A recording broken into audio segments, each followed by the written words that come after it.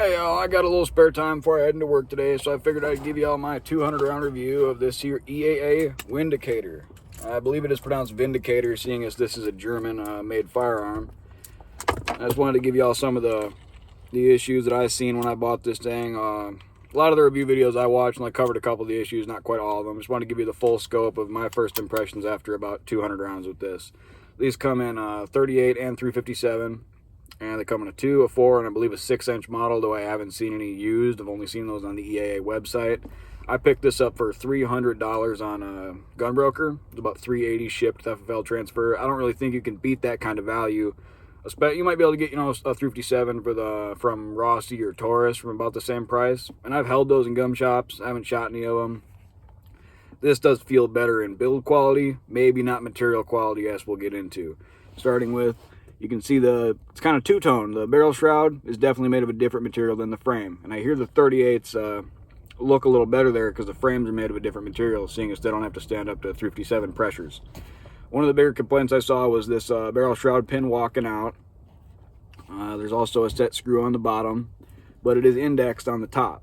Mine hasn't walked loose at all yet. Not a huge deal if you got to fix that. I mean, obviously you don't want to be having to fix your gun. Not really good on the priorities there. I've seen people complaining about the grip.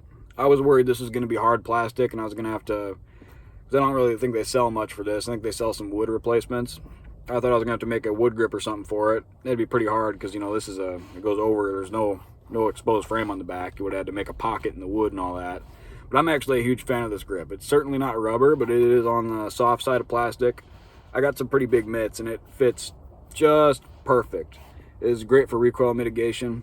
I saw a lot of folks complaining about the serrated trigger. It's got grooves in it and it'll cut your finger up when you're shooting some hot 357 loads.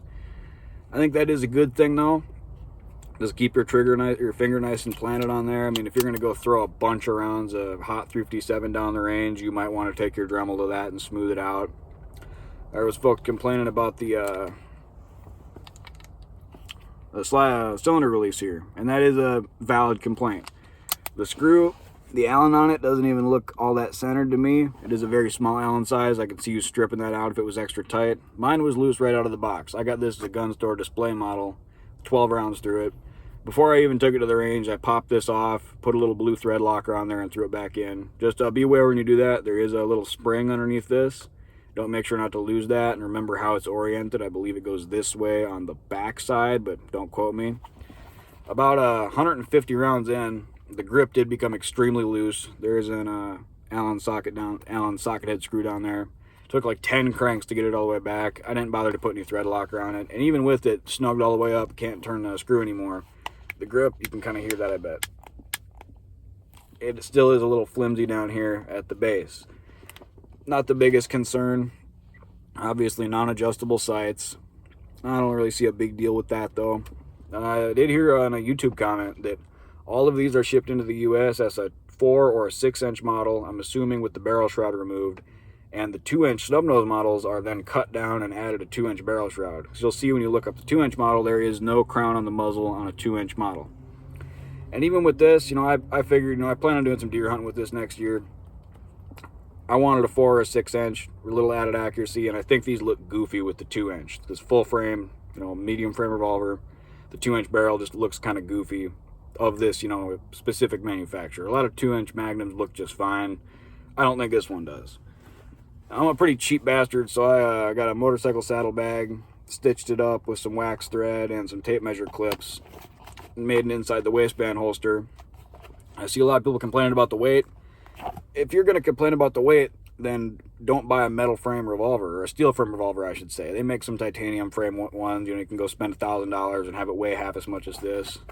But carrying this inside the waistband, I don't really see a huge problem with it. I mean, you get it in the right spot right next to your meat and all that, and it's not going to give you any issues. Carry it all day and forget it's there. I'm a huge fan of this, in short. I think it's a highly recommend if you're on a budget and you're looking for a nice wheel gun and you want some power behind it too.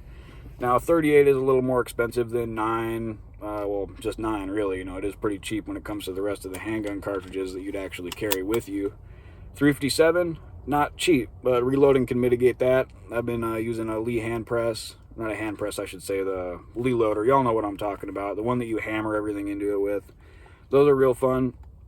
I would definitely recommend, if you're new to shooting and reloading and you're getting into it, using any kind of press, to weigh your ammo when you're done with it, using grains on your scale to look for any discrepancies, just in case you might have had a couple too many drinks or something, threw a double charge in, blow your cylinder in half. Just do your due diligence, take you a couple extra minutes, and then you won't have to buy yourself another gun or another hand.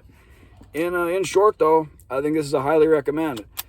Oh, I almost forgot. Everyone complains about the trigger on this thing, and, well, look at it. Look at the bottom there. Look how long the pull is. Not even that it's long, you know, I'm sure just about every double action revolver is about that long, but it is very heavy, and it feels inconsistent. You know, there's a lot of creep. In a defensive situation, don't think that matters. You know, like they say, most defensive situations are what, 5-7 yards? You're just going to be banging that trigger off. I don't think that's a big issue. And if you're out at the range or hunting with it, you're going to be shooting at single action anyway, which is an excellent break, as it should be. I don't think you can mess up a single action trigger. I do have trouble getting some good groups with double action pull, though. I'm not a very experienced handgun shooter. Only other revolvers I've had or shot before this were 1851 Navy black powder. I've got 2 of them. I think it's a good training tool, though, if you're just getting into shooting, because if you can master this trigger and get some good groups with this horrible, heavy, long trigger, you're going to be able to get good groups just about anything.